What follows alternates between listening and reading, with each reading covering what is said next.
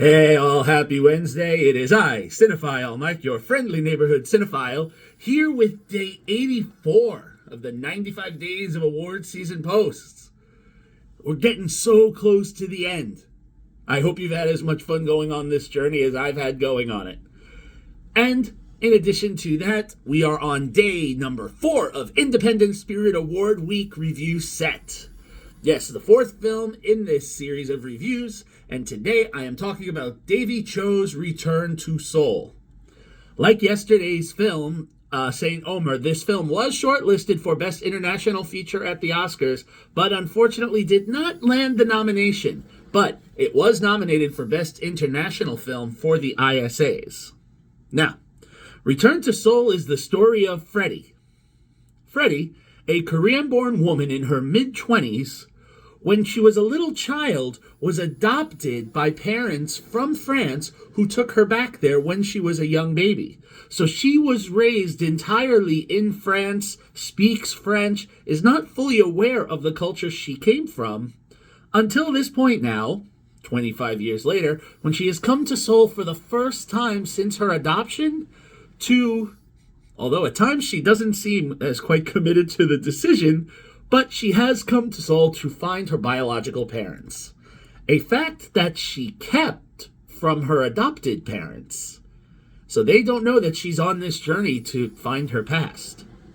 As she goes along, Freddie makes some new friends and learns about her birth culture and the different ways that the country functions. We will follow Freddie on her journey as she learns about the food and the expressions and the parties and, again, the general culture that is a bit of a shock. In fact, she's not even versed in the native Korean, so fortunately, one of the friends she makes is fluent in both French and Korean, so we work with translators to get the story translated at different times. Now, once Freddie makes the decision to track down her adopted parents, she learns about the very strict rules that the adoption agencies have and explain, well, we will reach out to the parents, the birth parents, and see if they would like to meet you. They provide that information. And if they'd like to meet you, we arrange the meeting. If not, after a certain number of attempts, we will no longer do it. That is the law. Now, her parents are no longer together. Her father is very quick to want to reconnect with Freddie. And so she meets her father and his new family, his wife, his new children, and meets her paternal grandmother. And while this seems good at first, it does quickly cause some issues in the relationship that Freddie has as she tries to develop one with the father. And the relationship with her birth mother, that one, I won't spoil here, it's a little more complicated. So it's interesting to see the way that one plays out. But this is not your traditional happy-go-lucky family reunion.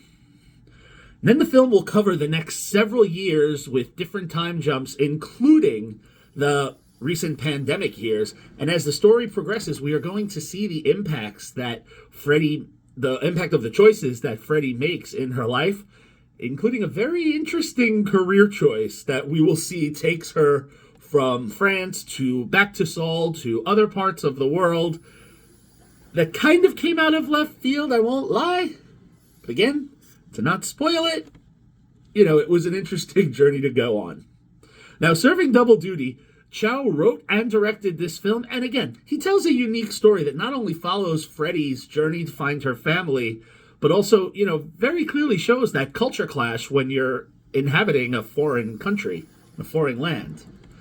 And also, he took a big chance. The whole movie is on Park Ji-min, an actress with no other credits. This is her first role, and that is a lot of pressure for a new actor to carry a full film.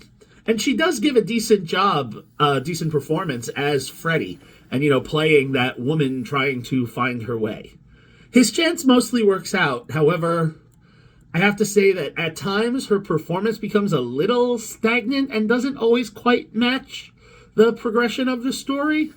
And again, part of that could be in the writing, because there are parts of the film that are a little bit repetitive that kind of make the movie drag a little bit. I do feel that even though it was a 2-hour film, there were opportunities for them to shorten it a bit. All that being said, the film, again, is an interesting watch. I give the film a 3 out of 5 stars. If you're interested in seeing Return to Seoul, as of this post, it is only playing in select theaters in New York City and Los Angeles. It is not playing in local theaters. It does not have a wide release right now. And as of my research, I could find no information on a streaming date. So that is Return to Seoul. We have 3 left in Independent Spirit Week set. Then we're going to wrap up with the last few days to the Oscars. See you tomorrow for day 85. Until then, this is Cinephile Mike saying, take a break and watch something new.